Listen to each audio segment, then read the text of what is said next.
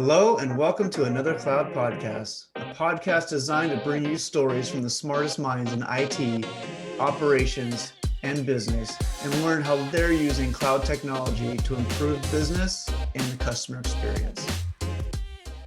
All right, Andrew. Well, man, welcome to another Cloud Podcast. It's good to have you on as a guest. I love the background there of the LA Basin. How are you doing today? Doing great, Alex. Thanks for having me today. Great weather, great day. Not bad for a Tuesday. Not bad. And you always say good weather in Southern California because it could be that weather anytime you look at it. So it definitely does not change for us. Artie, how you doing, bud? Good. How's it going, Alex? Andrew, thank you for coming on the podcast today. Looking forward to the conversation today. And this is we're recording right after Thanksgiving week. Hopefully everyone's recovered from their turkey coma or hangover. I don't know whichever one it is, but hopefully both. Happy to jump back into it. Hopefully both. Absolutely. So Andrew, give us a quick background. So you're at Turntide Technologies and you're the director of technical services over there. Give us a 5-minute, just high level. What do you guys do at Turntide? And then what's your role and how do you got there as in your career path and took you over there to Turntide Technologies? Yeah. Like you mentioned, I'm the director of technical services. I think I was brought in to build a world-class support organization from scratch, from zero to what we have today. Turntide has developed the world's most efficient and intelligent electric motor system powered by our cloud software, very advanced cloud software. Turntide's on a mission to invent and scale breakthrough technologies to optimize like how humanity uses energy. So we're out there putting motors in buildings and making them more efficient, and it's a great thing. Sustainability. Sounds like something Elon Musk would do too. Like, it's for the bettering of humanity. The next goal would be, Turntide on Mars, I guess. So you got some investors in that area too. Bill Gates is a big investor, and good. Yeah. So he's one of a few. Robert Downey Jr. and his foundation have invested a little bit and partnered with us. So we got some pretty exciting people that are excited for the technology and what we deliver. Yeah, well, the industry is not slowing down for sustainable energy and using technology to make things more efficient. So you mentioned a second ago that you're taking a team of zero, essentially, and building it up to make a world-class service organization. Describe what you're doing over there. Tell us about this role that you're in and how you took the plunge into that.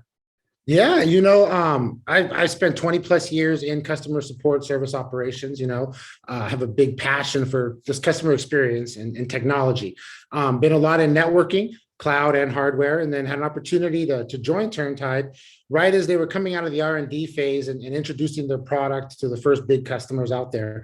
And kind of like all companies, like, oh, we're going to need a support team. Mm-hmm. So that's when I had the opportunity to join. And, I make the joke, and it's all with love, is that, when I joined, there was a support phone number and there were some people that were supposed to answer the phone. But that didn't necessarily make a support team because no tool, no system, no process, no schedule, everything that you need to go along with that. So we started from there, right? And one of my first missions was to assess what we needed, right? Who are our partners in the organization, and what kind of staffing did I immediately need to help me build, right? I know I needed builders, right? And what you need in a support organization, right? People, systems, processes, but it's what level do you need right away, right? So a year and a half ago, got the opportunity to bring in a few people to just start building our Zendesk instance, right? You got to start capturing your customer contacts. You got to have a way to get those KPIs measured and start to establish them, because there weren't even any baselines to establish against, right? So thinking about the future staffing and levels, you got to kind of start with those first. And then it was, staffing up to support our normal business operating hours as they were right then and there, right? Just get to the current state. Fast forward a year from now, we now have a technical services operations team where I have a senior program manager that helps me navigate all the waters and all of our partners and projects, and also responsible for tools and services, our Zendesk instance, and all the integrations that go in with that. Knowledge and content, put a knowledge and content structure in that allowed us to build the knowledge we needed to provide a great experience, right? And then hired a lot of builders from diverse backgrounds and experiences, not just in the industry of HVAC or automations or building management, but in the customer service industry. They've been in the field, they've worked in a knock, and then they're ready to kind of come take all those learnings and experience, learn some more, but help build a world-class organization. And now, we're all about continuing to scale our operation now. We're looking, shameless plug, for a few more folks to join the team, because looking to provide follow the sun model of support 24/7, and kind of going into some other, geos. But, I can go on and on about kind of where we're at, so. Yeah. Tell us about who your customers are. Who are the people who are going to Google your phone number, pick up the phone and dial you? Is it large corporations, businesses? Is it B2B, or is it end consumers that, have quick questions or concerns? Yeah. So, one of our bigger customers to date, and the first one that came on board, which is what brought me here, was AutoZone. So, going out there to get your car, those stores, big energy savings there with respect to managing the heating and the cooling of the system when needed with our intelligence system and kind of the cloud software that we use to keep a pulse on that. It's business. So it's business to business. It's not really in the consumer market. Gotcha. And then, we have some channel partners that kind of, go ahead and we partner with to sell through the channel to other customers that are kind of out there. Let's see, what's with now, we're in Canada as well. Canadian Tire, kind of a big player in Canada when it comes to groceries and in warehousing, is a big customer of ours as well. What about supporting your agents with the knowledge base? You touched on this a little bit. So talk to us a little bit about creating a knowledge base, or an area where your team members can go and gather some information, because you don't want to reinvent the wheel every time you answer the phone. If someone already has solved that problem, it's good to document that information and store it and archive it. So tell us about that. Tell us about, if you created that knowledge base, how did you create it? What's the ecosystem, and how do you keep it current? Like, how is it up to date? Yeah, absolutely. Well, so the knowledge base, it's on a journey. So starting from nothing, it was, let's start to build the runways of the product, right? So there's the basic information of what is it that we're deploying? What is our product, right?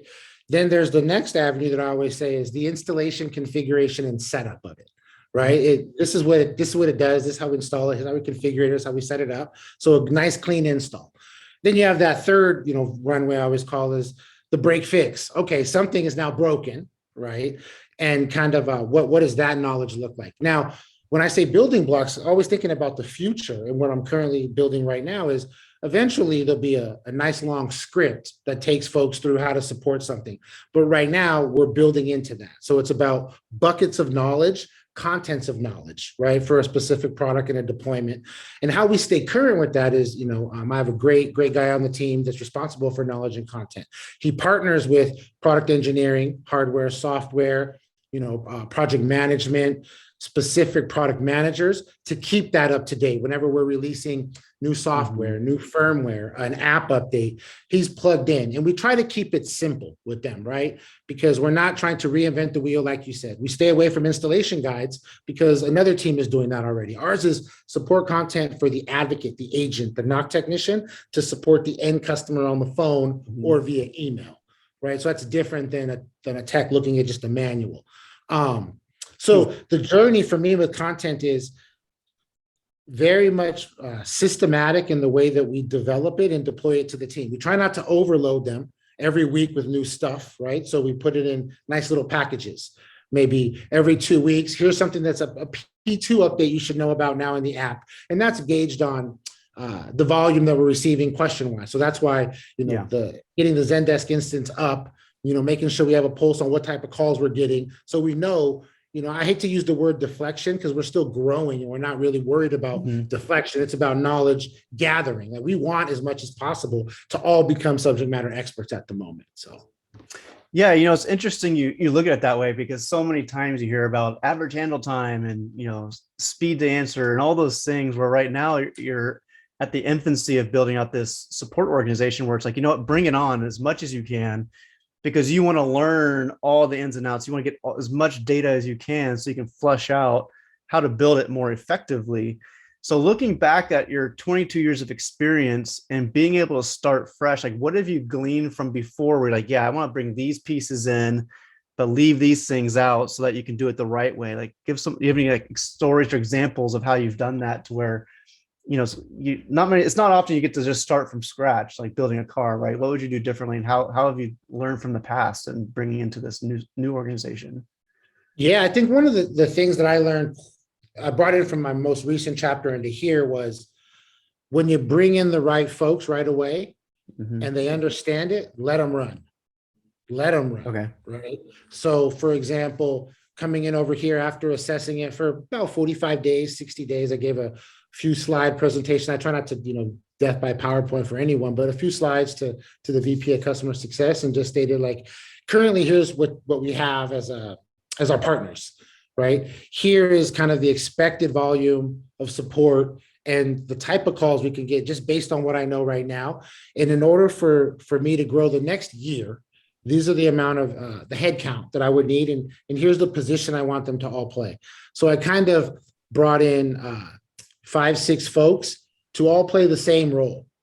And then what I believe is when you bring in folks like that, diverse experiences, different mindsets, different professional experiences as well, they're going to find their way into the roles that I eventually need, which is someone to build and manage, continue building and managing the tool, right? Zendesk. The next thing was that person also had to not just build the management, but do the analytics of it.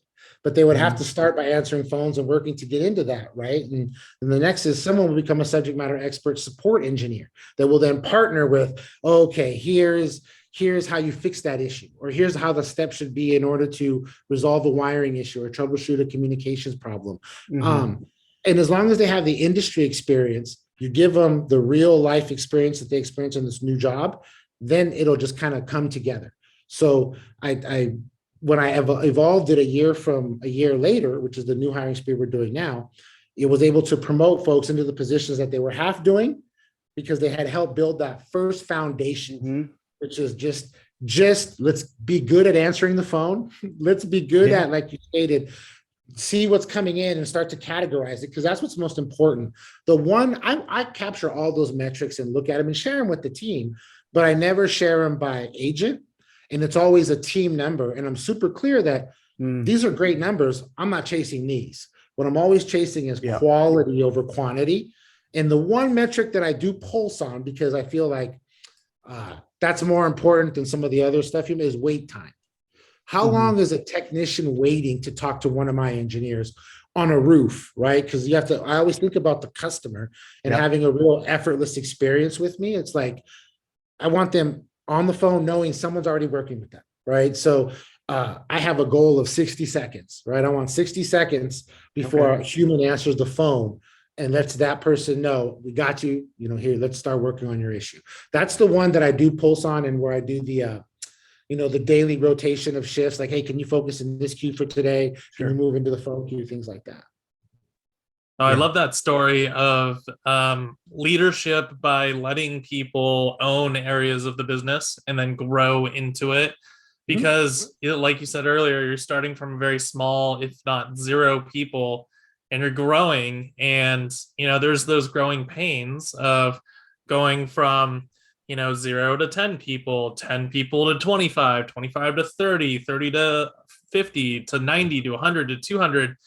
So it's great to see that you've got this kind of leadership pipeline where you can train people and they can still do the, 80% of their day is still answering of the phones, creating, responding to the support tickets, but maybe 20% of their day is focused on making an area of the business a little bit better and owning that area, and then also growing into that type of role. Do you see your org or your team really starting to specialize a little bit more, so that you have people who are really just focused on, let's say, like Zendesk administration and workflows, and not even taking any of the inbound calls, chats, emails, whatever it is? Or do you see it being more generalists where everyone kind of does everything, and then on occasion you'll have someone who's just really good at that task and they'll do that, a couple hours out of the day? Yeah. So we just made that first turn, that first change. So promoted from a flat org where everyone reported to me and kind of did what you stated, 80-20, 70-30, depending on what the role was, to, all right, We now have a tier 3, which I refer to as the product support engineers. And there's three folks that were promoted into that role, to where now we're working to backfill their spots so they can be 100% in the support engineering role, issue management, incident management, working with engineers, feedback, feed forward. Then 3 other folks were promoted into, and there's a great story there too, into TS operations now. So now there's an operations team that's working in and on the business. And one is tools, that's Zendesk and analytics, right? Knowledge and content. And then the great story, because it goes back to what I mentioned earlier, my knock manager, because we're making that turn into becoming a knock, right? Oh, There's okay. a huge growth that we're doing with the technical services. So promoted into a knock manager. And when I hired this individual, his wife actually was listening to a webinar of our CEO, Ryan Morris, and talking about what we're doing in sustainability. And Ryan, did a play. We're hiring, right? This was over a year ago. She had sent him an email. Hey, Ryan, I got my husband, great guy. And you said something, and they always said is you want people of quality. Well, Luke is someone of quality. So that email found its way to me. Hey, Andrew, you got roles, up to you. This guy reached out. I said, okay, cool. I talked to him, and he was a former manager. So he was a support manager before for a software company. Mm-hmm. And I only had roles open because at the time, I didn't need a manager just yet. I didn't want to hire a manager. I wanted to grow it, right? Because that's how you keep culture strong. And we talked for a couple of weeks because I wanted to make sure, like, hey, you'll be taking phone calls. But if we do this right, and I told him, I always remember, I said, if me and you do this right, then a year from now, you're not taking calls and it's your team. Right. And because you're a manager, I can see it. And that happened. Right. So we joked about it when we met in Colorado a couple months ago. It was like, I told you, man, thank you. I thanked them. I was like, thank you for trusting me. Right. Because, and also thank you for coming in and taking that step back and going, I'm going to take calls on a technology I don't even know anything about. So that was the other thing. He came from outside the industry. And it's one of those things that I pride myself on showing here in the company, which is, it's about people. You can teach a trade, right? It's about people, bringing the right people, right opportunity, and you can grow. They don't have to be from the industry. Now, if you can blend it with folks, that's even better. Now you got a super team, which I believe I have here humbly. It really shines a light on just the leadership, right, and of yourself, and then also just the company as a whole, and being able to catch that vision for that now manager. I had something similar with when I worked at a cable company where this guy came in. He was just a regular sales rep, but he was a manager before, and it didn't take him long to jump from sales rep to manager to channel manager and whatnot. But it was the same thing. He saw what could be, and the same thing with your gentleman too, right? Being able to see that, and him taking those technical calls, getting your feet dirty, being on the front lines. The time and time again, we hear from other guests that's just been instrumental in their growth as a customer success leader. And I'm sure, you're seeing it already. You've seen it a bunch, I'm sure too. Yeah. Oh yeah, absolutely. That the leadership side of the house is probably the most interesting, the people side of the house, because that's what really moves your organization forward. You could have the best technology in the world. You could have the best process, going through workflows, but if you don't have the right people there who are interested and engaged, it's not going to be successful. Andrew, I had a question you talked a little bit about KPIs. You talked about wait time, which is extremely important, especially Alex and I do a lot of consulting, and we talk to people like solar companies where they've got people on the job site, and a homeowner's there and they got to flip the power off to turn the solar on, so there's going to be an outage at the house, and the homeowner needs to work from home, so it needs to be like a very tight window. So wait time is definitely a very, very important one, especially for your industry when you've got people on site. What are some other KPIs that you look at? They may not be the number one thing that you focus on and drill down on, but what are the other KPIs that you look at? Is it agent performance KPIs? Is it customer satisfaction or net promoter type score type stuff? Tell us a little bit about your KPIs. Yeah. So definitely CSAT. Proud of our 96% year to date so far. We ended last year at 94, so 2 points higher this year. And that's from the agents. agent tech support CSAT for the customers that we're talking to on the roof and the technicians that we deal with. We don't do net promoter score here in TS. The other KPI I look at is, and one would argue if it's a KPI or not, that I kind of look at my checklist when I see my dashboard every Monday, is arrival pattern. When did those calls come in? When did the emails come in? And channel, I look at just the volume. So I look at agent level last if I need to, because the top level team, what's coming in will tell me if I need to look at something, those indicators, right? So I look at arrival pattern. I look at, did I get more phone calls this week than I did last week? And who were they from? What happened? Was it tied to an install increase or maybe an issue with in the field, a support issue? Those are because what's important is getting that feedback in the product health back in, which is why I use wait time.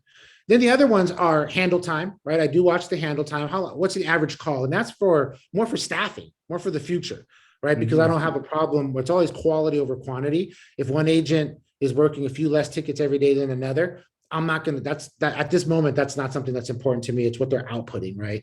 And then I do look at first contact resolution as it opposes to my current dispatch queue and how many installs I have.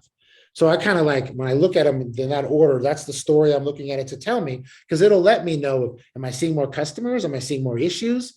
Is something that I'm not expected to see? So we kind of look at things like that, right? Now, again, I like to say this, I see it all, right? I'm putting together tomorrow, actually, with my PM, our monthly report card. And that's basically just a one slide. Here's all the metrics, green, red, on track, just so the executives can get the pulse on how we're servicing the customer, right? Like that's kind of what I like to look at that. It brings up a good point, all the KPIs, right? And that all of it typically is geared towards a lot of times, profitability and strength of the company, but also towards customer experience. And more and more, we hear about customer experience, employee experience, and things like that. And I'm not sure if that fits much into your role as far as the customer experience, as far as it being like an actual like title or job role, but where do you see customer experience playing in the organization and the importance of it versus just chasing profit and, things like that? Super important, because we're dealing with the customer, depending on the way we sold the product, who sold it, how we're partnering with them, could be different, right?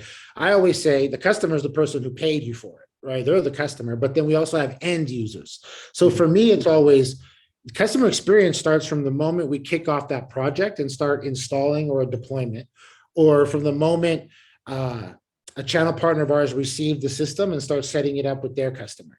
And then when they call technical services for whatever they might need, whether it's, hey, my technician doesn't have their credentials to use the software platform to continue, okay, to an install question, to a support issue, like, hey, it's not heating, it's not cooling. Because at the end of the day, that's what's important to me. The heating and cooling has got to be working, right? The HVAC industry has been around for 100 plus years, and we're kind of reinventing it with this breakthrough technology. So you want it to be clean. You talked about minimal downtime with the solar company, same thing. So it starts with how we get the equipment to them, how they started setting it up, but then it really kicks in. And I always shared this because we got some great feedback this week from one of our channel partners that said, hey, my manager literally said that he's never heard so many techs talk positively about a support team like he's heard this week about the technical services team at Turntide. And I told the team, that's my real barometer. When we get those week after week, month after month, unsolicited out of us, not in a CSAT report, but through a meeting where the project managers are there, where the sales team is there trying to drive another sale, that's how I involve us in customer experience, right? Like if we're doing our job right, sales is going to get better because they're going to have great references and say, one of the things Ryan said here, my boss, I report to the chief product officer, is it's all about service as a differentiator. Right? We're not looking to cut costs out of the support team or anything like that, right? We're still growing into the mode where, I anticipate some point next year, and I want that experience to continue on. We're going to potentially move into another model, right? Where we're going to staff up even more people to take more calls globally, right? And then, separate the tier ones and the tier twos, the next evolution. And I want that experience to stay the same, right? So. Yeah, it's really quick. It's not surprising, right? a startup, I don't want to say startup, but a newer company with the support being at the forefront of the organization. So many times we see legacy type companies that they just don't get it yet with the customer experience. But the what you're describing right now is exactly where it's going. And if companies don't change and don't start looking at that experience, because you look at the referrals, you look at how easy it is to jump from one supplier to the next across industries, you're gonna live or die off your customer experience and off your support experience. So that's awesome. All right, go for it, Artie. Yeah, I was just going to ask, what are your channels today? So how do people contact you? Is it phone, chat, email? Is it send us ticket, web form? And do you see it changing, or do you see as you grow, not only on the agent side, on the support side, and the team size, but also on your customers and clients? Do you think it's going to change over time? So yeah, tell us a little bit about your channels, how people contact you today, and where do you think it's going to go in the future?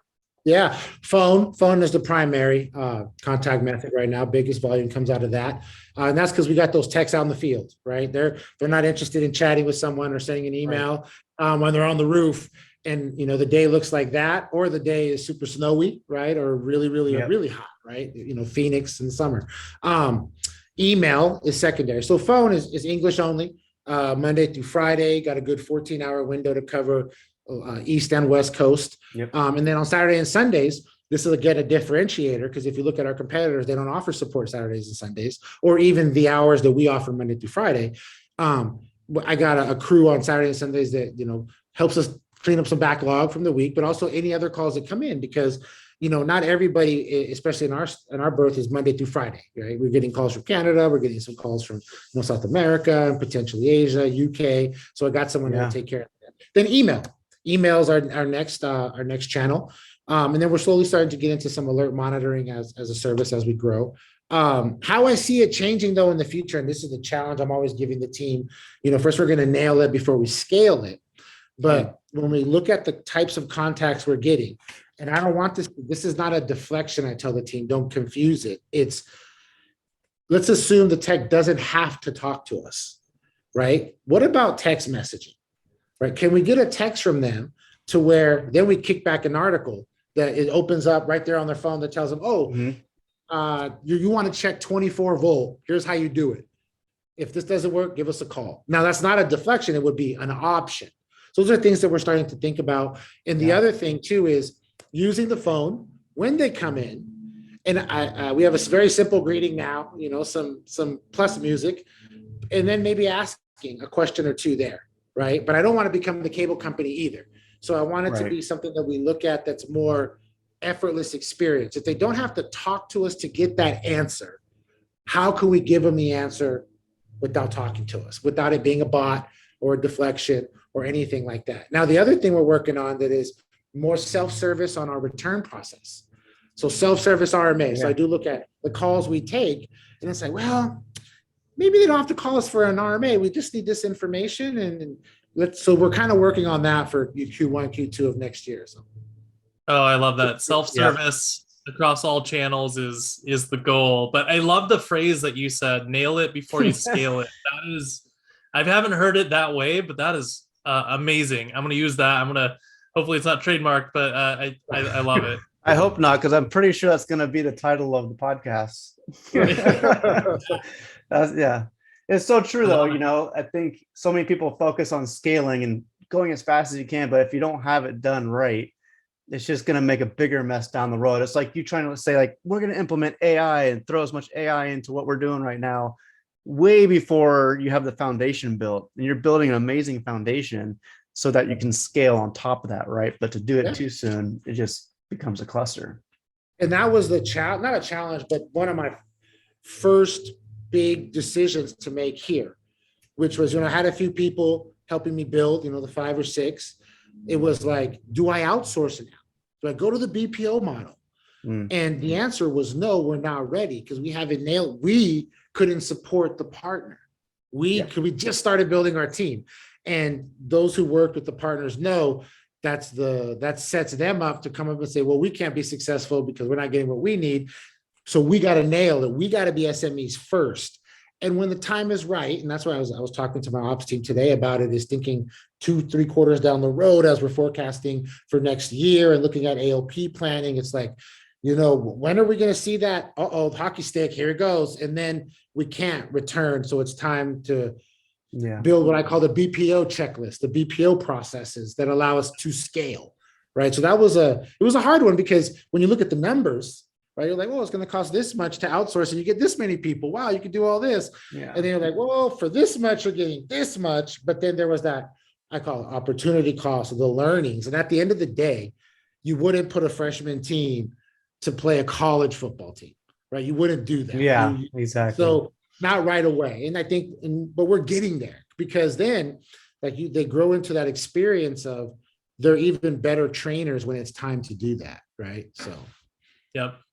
And I know we're running close to time, but I do have one more kind of business ops question, and then we'll go to kind of a fun question that I'll let Alex ask. But tell us a little bit about your customers. So tell us about, do you segment your customers today? Do you have customers that have a higher value or potential value versus your customers that are just the average Joe customers? And do you do anything with those customers differently? Do you put them to the front of the line of the queue, or do you tag them in Zendesk? So, try to solve for those bug problems first. Or is it just everyone is even playing field and you're not to that level of scale yet where you need to start segmenting your end customers? That's always a great question, because if you ask sales, everybody's a P1. Everybody's same level here. One site, 100 sites.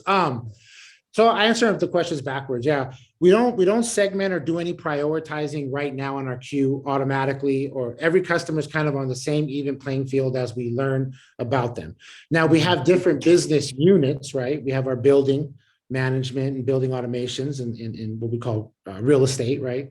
And then agriculture, because our motors do power fans out in dairy farms as well. And that's a whole nother story as well.